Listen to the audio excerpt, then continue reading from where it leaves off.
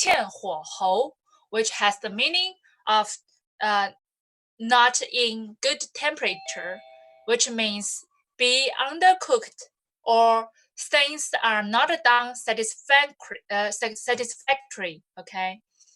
And the second one, 夹生饭, the meaning is half-cooked rice, or task is so difficult to perform because it haven't done properly at the outset. And this one, 回炉, means go back to the stove, okay? It has the meaning of bake again. And the second meaning is restrain by taking a refresher course, okay? So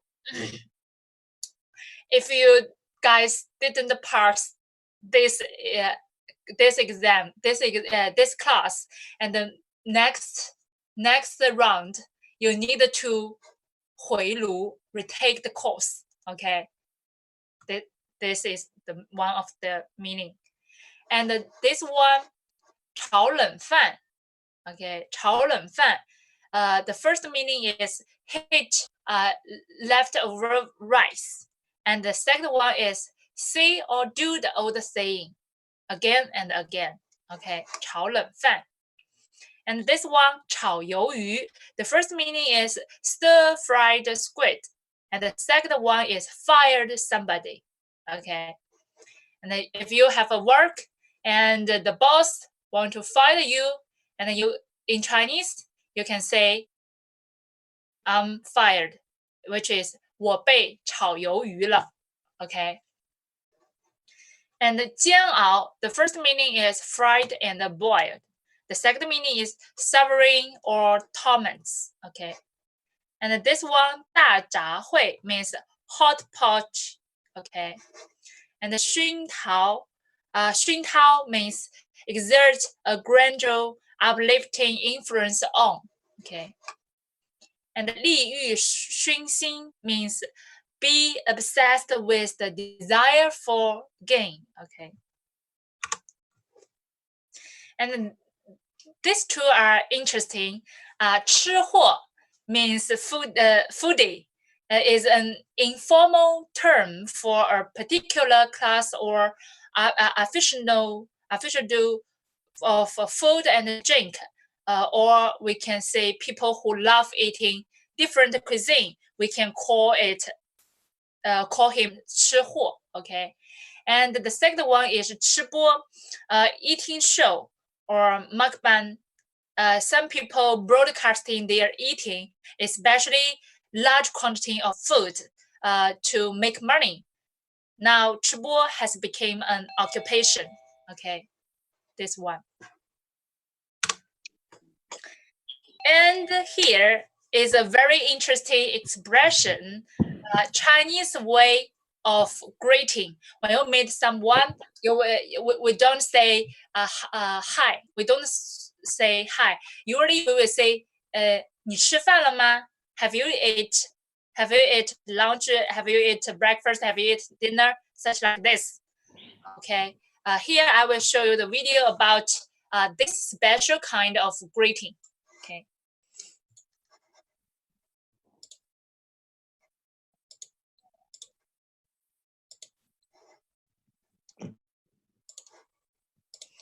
Guys, can you see the screen? Yes.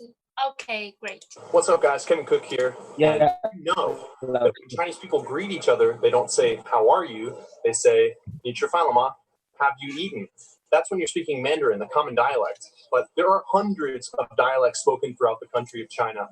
And because I'm in Yangshuo, this is a touristy area of China, I bet that there are people from all over the country here sightseeing and doing some traveling. So what I'm going to do is go out to the streets here and ask some people to teach me how to say 你吃饭了吗 using their local dialect from where they're from. I bet it'll be really cool and we'll hear lots of different dialects here. 我来自湖北孝感，你吃饭了吗？在我们那里用你吃饭吗？吃饭了没？你吃飯未啊？吃飯未啦？食飯未？你食飯未？你食飯咗未？你學得未？你去吃飯啦？你吃饭没有？吃饭了没有？吃个饭了吗？你吃的吃了吗？钢铁，你吃饭了没？你吃饭了不？你吃了吗？吃饭了吗？你吃饭了吗？饭了没得？不叫问。你吃饭吗？你吃饭没有？吃过了。你吃饭没？你吃饭吗？那家乖，你吃饭没？你睡觉饭没啊？好了好了，好，其实你的猫很可爱啊。So as you can see, basically every person I spoke to had a grasp on some dialect or at least some variation of a local dialect. Even though everyone was communicating the same message, the way that they delivered it was so completely different. It's worth noting that because I filmed this video in one location, naturally everyone I spoke with is not going to represent the entire population of China and all the different dialects spoken throughout the country here. In fact, all of the dialects shown in this video heavily skew towards the southern region of China, particularly the Guangxi and Guangdong provinces. But we were able to see not just the difference in dialects spoken in different provinces, but in fact in different counties within the city of Guilin itself. We spoke to someone from Lipu County, Liangshuo County, and Gongcheng County, and they all had a different dialect. Check it out. 你吃饭吗？ 你吃饭了没？ So even though these people are from like only 60 kilometers of each other, their dialects are completely different. And now apply this scale to the entire country of China, and just imagine the vastness of all the different dialects here. And when I say dialect, I'm not even just talking about like an accent here. I'm talking about almost like a language itself. Some of these dialects are so completely different from each other. I'm from the United States, I'm from Texas, and a lot of people in the south of the United States will talk with a little bit of Southern drawl whenever they communicate, but somebody from New York might throw in a little bit of a New York accent. You never know. That's just an accent. When you're thinking about dialects, that's like a totally different language people are speaking in different regions throughout China. That can be totally confusing, especially for someone like me who is studying Chinese as a foreign language. If you do decide to study in China, even though there are just countless dialects spoken throughout the country, studying Mandarin is a surefire way to be understood and be able to understand all the people that you're communicating with here, because it's the dialect that's taught in schools here, and it's generally understood by the entire country. So if you are considering studying in China, look no further than Omeidao Chinese Language Academy here in Yangshuo. Okay, from this video, you can see there are many kinds of dialects about this special greeting. 你吃饭了吗? You can learn this expression when when next time when you come to China, you meet your Chinese friends, you can give him this special regardings. 你吃饭了吗?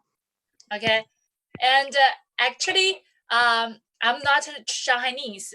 My hometown is in Zhejiang province. So, in my dialects, 你吃饭了吗? We will say 吃饭了没? It's kind of different. Okay. So Laos, all these people who ask you this question, will they offer food to you? Could you repeat it again? Let's say someone greets you with "Nchifalema." If you say no, will he or she offer you some food? Actually, it's just a greeting. But if you're at home, if you are two neighbors, maybe your answer is you didn't have lunch or have breakfast. They will invite you to her home to have something. But if you meet in the street, I think is if your answer is no, maybe to just say, oh, 快去吃吧，就是 go quickly to eat lunch for the feedback. Okay. Okay. Well, someone asked me Nchifalema. Sorry, your internet, your connection is not stable, so your voice I can't hear. Hello. Okay, maybe we can continue, and then maybe you can ask me the question after you restore the connection. Okay, and here we will come to the we will come to the Chinese culture in Chinese cuisine, and we have mentioned the yin yang principle of Chinese cuisine. Okay. Chinese people hold that everything in the universe is either positive or negative, hot or cold, wet or dry, etc. So people think that the food they eat should keep a harmonious balance of this cosmic force. If they want to stay physically, emotionally, and spiritually healthy. So each kind of food has its own characteristic of yin and yang. And for example, yin food are thin, cold, and low in calories, while yang foods are rich, spicy, hot, and high in calories. And the boiled making food yin, frying makes food yang. And so Chinese cuisine always balance these two, and and it's said that all made food color should be included in a meal to ensure a range of nutrition. And take soup and harmony, for example. Soup made from an organic mixture of different ingredients, which give an altogether rich and more appetite flavor, and it hence advantageous to bring in more ingredients as they produce the better results when functioning under the principle of the harmony. So the harmony is the essential concept. First, it embodies a complementary relationship with all the components are interaction and mutually beneficial. This is not only applicable to make soup, it also works when handling state affairs, as in the cooperation between rules and cultures. In governance, it serves to eliminate the wrong and emphasize that which is right. And in China, therefore, harmony is regarded as a crucial facet or leadership or political philosophy. And the second, harmony as a strategy connotes a dynamic process of a creative transformation during which all the elements involved undergoes a transformation cesses changing and collaborating, but maintaining individual identity. Sometimes entirely new is thus created. Last but not least, harmony suggested a dialectic state in which opposites are united. This makes it possible further grow on top of all the other positive aspects always mentioned. And now let's talk about the practical skill, the table manners in China. Okay. Chinese people are well known for our hospitality. We like to invite people to our homes for dinner. Usually, we cook as many special dishes as we can, which is normal practice for Chinese people. But at a formal banquet, table manners are essential and should be observed. Okay. Firstly, the arrangement of seat matters. At a formal, please pay attention to that. The formal banquet. You need to pay attention to the arrangement of seats. Okay. The host prepares adequate seats for the guest. For a large number of guests, the order or people of high status are usually located specific seats, which are at the northern sides of the table and directly face the entrance to the room. The concept of honored south, humble north, is closely related with traditional Chinese banquet. Okay, and today for round table banquet, there are also special rules regarding seat order. Normally, the host sit facing the door, this place, okay? And the one who sits on his right is the most honorable guest, okay? This one is the most honorable guest. And the one who sits on his left is the secondary guest, this one, okay? And the one sitting face the host is the vice host. This one is the vice host. And the one sitting on the left of the vice host is the third guest, okay? And the one sitting on the right of the vice host is the fourth guest, okay? So if you don't know which seat should be the most honorable guest in a hotel, normally the napkin on the table with different style is exactly the seat the most honorable guest should take. For example, you can see these two kind of napkin. If you see, normally this one is for the host, and this one is for the others. Okay. And the next one is toast.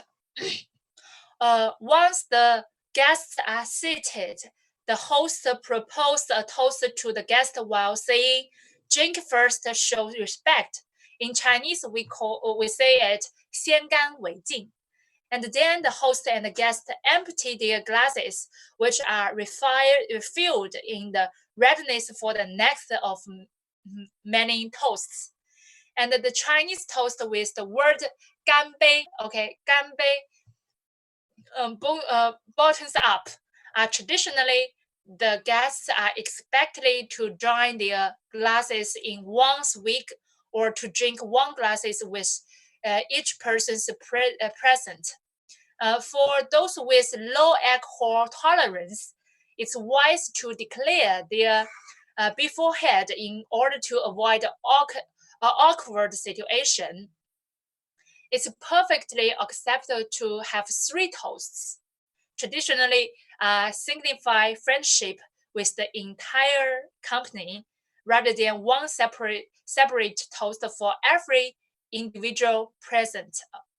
And some other toast can be offered: toast to your health, toast to your friendship, etc. And a popular saying expression is called 吃好喝好, which is frequently used in daily life. And the toast culture is quite important in Chinese life. So how you toast or how you drink may affect your career, your friendship, and so on. So here, how to drink with Chinese. Here I want to show you a video and hope you can get some idea.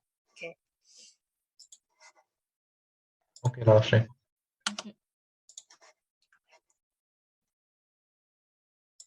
To learn more. Okay. Thank you for watching. I'll see you next time. Welcome to 5,000 years. Okay. Oh, sorry. Please wait a moment.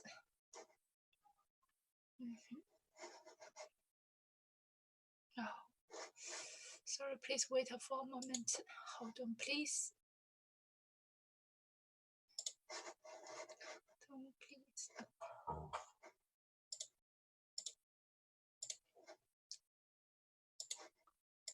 Can you guys see the screen? Yes, 老师。 Yes, 老师。 Yes, 老师。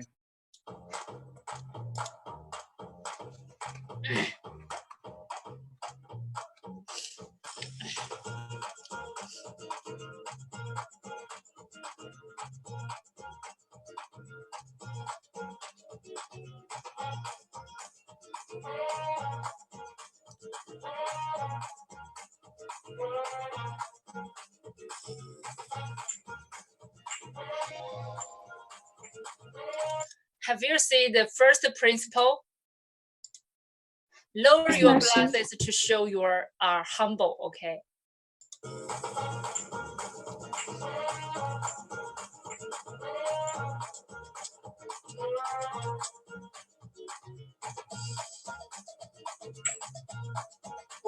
Yeah.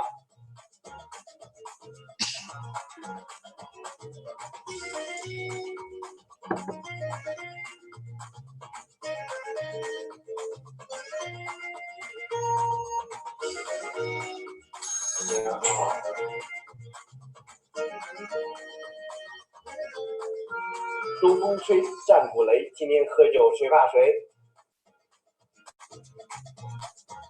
女人端一杯，男人哪能推？干了！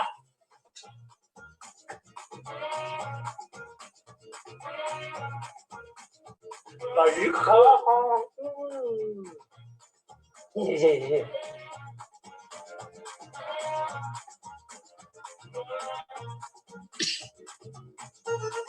哎，老于来纸上自罚3杯啊！老于千万别去骗人家，没叫我该罚啊！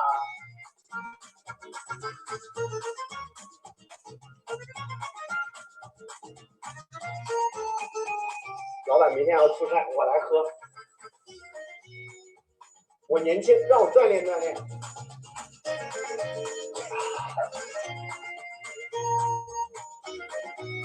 哎，我媳妇儿管得严，不能喝。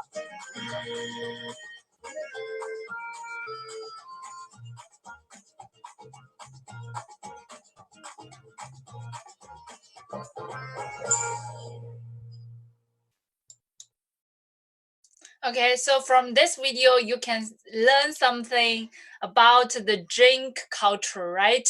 And the first, do you remember the first principle is lower your glasses to show your humbleness while you drink with others, right?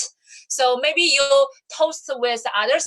Others want to show show her or his respect to you. He will lower his glasses after then yours, and then what's your feedback?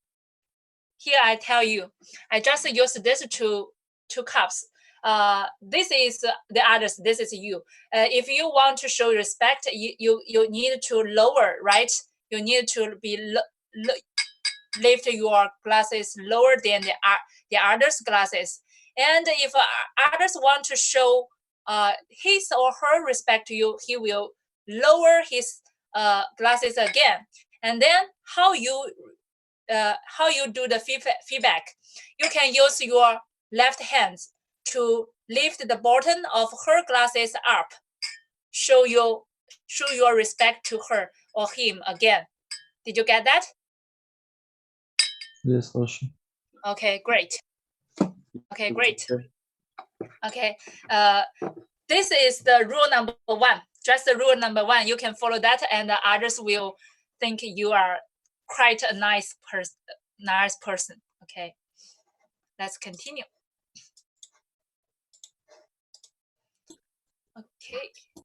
Okay, and then in China, the serving order of the courses is from the cold to hot.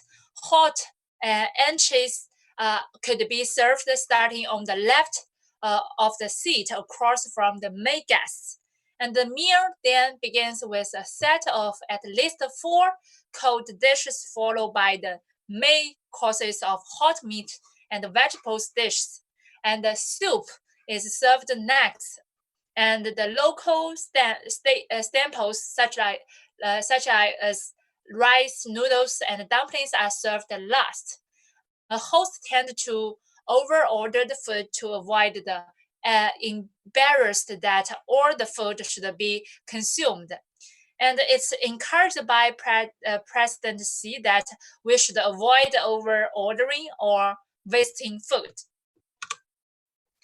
And the chopsticks is also very important in Chinese table manners to demonstrate one's hospitality. The host may pick up some dishes for the guests with his own chopsticks and this is a sign of politeness. And the appropriate thing to do is eat whatever it is and say how delicious it is. And nowadays, using 公筷, serving chopsticks, pick up some dishes for other guests. Okay, so how to use Chinese chopsticks? Anyone can use Chinese chopsticks? Yes,老师. No, 老师, Great. not Yes, at 老师. all. Not really. Yeah, if you can use the Chinese chopsticks, it's quite it's great. And if you don't, I will show you a video, and you can use 2 pens to use them like the chopsticks. Okay. Practically. Okay, I will show you the video. Hold on, please.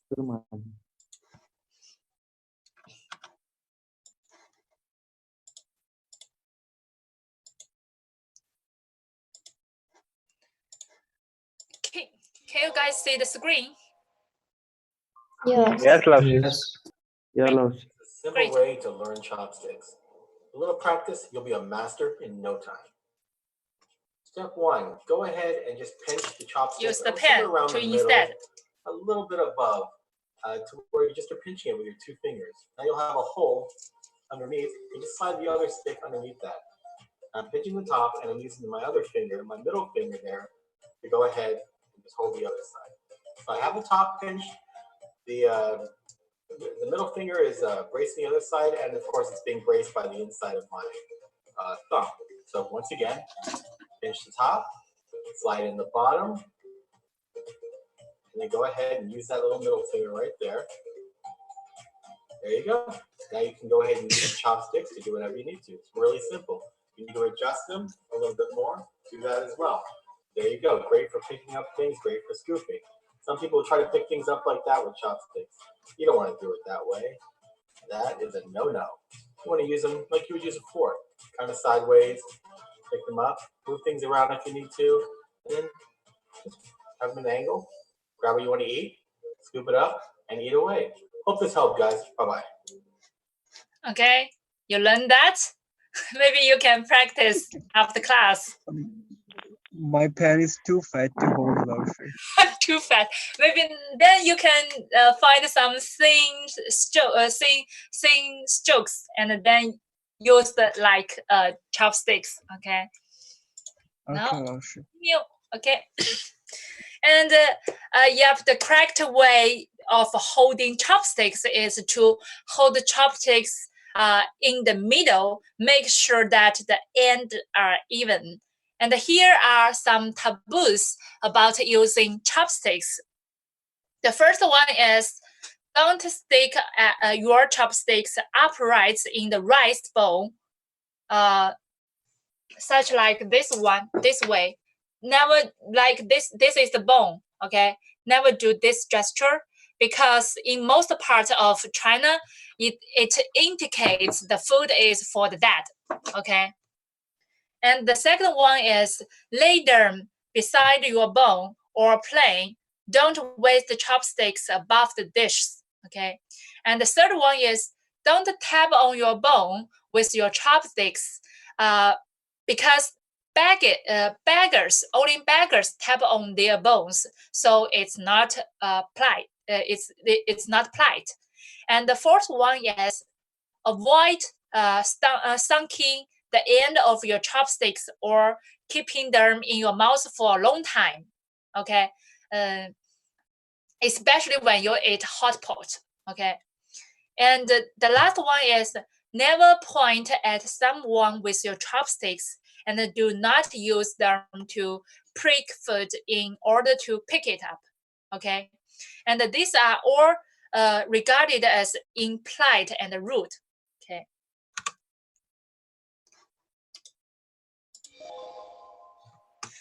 And here are some other table manners you should pay attention to. For example, each dish should be commenced by the elder person who is seated at the end of the table, and the dinner should sit close to the table so food won't drop on their clothes. and no noise should be made when choosing. And no one should move food back to the communal plates, even if he doesn't like it. And one should drink a soup slowly, and it's not supposed to slurp. And do not talk when your mouth is full. Okay, these are all taboos. And Chinese people are taught from childhood to stand properly, sit properly, and eat properly, and receiving training about table manners. And the training includes seat selection, being courteous to elders, and how to hold chopsticks, and when to speak cheerfully and harmoniously. And although some youngers feels these are tedious and restrictive, the rules of table manners still remain, and the Chinese tradition concern are thus preserved. And now let's come to the last part of special food related to festival. Okay. In China, many traditional festivals comes with special food consumed on that day, just like turkey for Thanksgiving Day in the United States. And for example, Niangao is for Lunar New Year, okay, and Yuanxiao is for Latin festival. Qingtuan is for Qingming festival. Zongzi is for Dragon Boat festival, and the Moo cake is for midterm festival. And okay, and I think you guys have know this festival, right? Midterm festival. Yes. Yeah. Yes, Yeah, we got vacation for that. Yeah. Yeah. Right. So some of other stand for auspicious, other region from tribute to historical feature or events, and most of them are made from the glutinous rice, like many other traditional desserts. Okay. Here's your homework. Okay. The first one is, have you ever tried any kind of Chinese cuisine? Oh, by the way, let me ask, how many of you guys can cook? OK，老师， A little bit. Oh, I can cook. 我们都可以。 I can cook. I can cook only for each. Yes, Razik can everything，老师。 Actually, I think cooking is a basic skill for you. For you to go to study abroad. Yeah, if you didn't like the food, you can cook by yourself. Yeah. Okay. So here, after learning this chapter, I think you guys can try some Chinese cuisine. Okay. I know some of you guys have the Chinese experience, right? So have you ever tried any kind of Chinese food? If you did, please share your feeling to me. If you didn't, please let me know. What do you want to have a try? What if we cannot cook? Oh, you can't cook. I don't know how to. Oh, you don't know how to cook, right? And Please eat try to also Chinese food. You just try to. Really If you difficult. let me say this one. If you don't know how to cook Chinese cuisine, you can cook a cuisine from your country. Okay. Okay. Just to Yes, finish the second one. Try I to will make salad only. আগের ছবি আছে দিয়ে দিব না Okay. Yeah, And here's the deadline. Okay. Okay, Lausi. 8 a.m. November 18th. Okay, Lausi. don't miss the deadline again, okay? And the next week, I will give you guys the midterm assignment, okay? The guidance of midterm assignment. You guys are required to write a paper, okay? Okay, Lashi. Okay, Lashi, I've got a Lashi. question, Lashi. What's the question? Lashi, actually, I enjoy whole the class, but I don't get the point of yin and yang. What is yin and yang in Chinese, Lashi? Yin and yang are two elements. It's not specific. It's abstract. Yin means some cold raw materials, and the yang means something warm to warm your body, get you warm. Okay. So these are materials. This is a principle, not the specific material. We can see, for example, principle, yin yang principle. If you can review some slides from the previous class, we have also mentioned the yin and the yang principle. Okay, Lashi, sure. Thank you. Okay, you're welcome. So, any questions? Lashi, I have a question. Okay. Lashi, we have Chinese ingredients, not all ingredients, but the basics such as noodles. So we often eat it in our way. So can we, for example, if we cook noodles, can we do it in our way? Of course, just as I said that if you didn't have the Chinese some components or some seasonings of Chinese cuisine, you can cook your local cuisine. Okay. Okay. Thank you. Chicken buddhi faring. Bravo. Noodles is good to cook. Cooking well. Please make a quick cook. Okay. I will present your homework to all your other classmates, like we try our challenge to the difficult Chinese characters. Okay. Oh my God. Lashi, do we have to make a video? No, just the pictures. Oh, thank God. If you want to make a video, I will appreciate about that. But the picture is okay. Okay. Okay. Thank you. Okay. So that's all for today. Thank you, guys. Lashi, what is the date time? Sorry. Deadline? What? It's on the 8 November. Oh, 8 November. Okay, Lashi. Okay. Any questions? No. Lashi, can you tell us about the second question again? Second homework. Oh, this one. That second question. Try to cook by yourself and show me the picture of the dishes you make. Okay, and how you made it. Am I clear?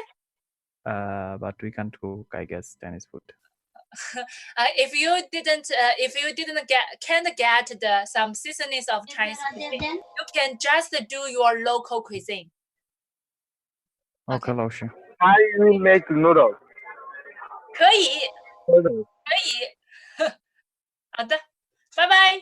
好的，再见，老师。再见。再见，老师。提前祝周末愉快。再见，老师。拜拜。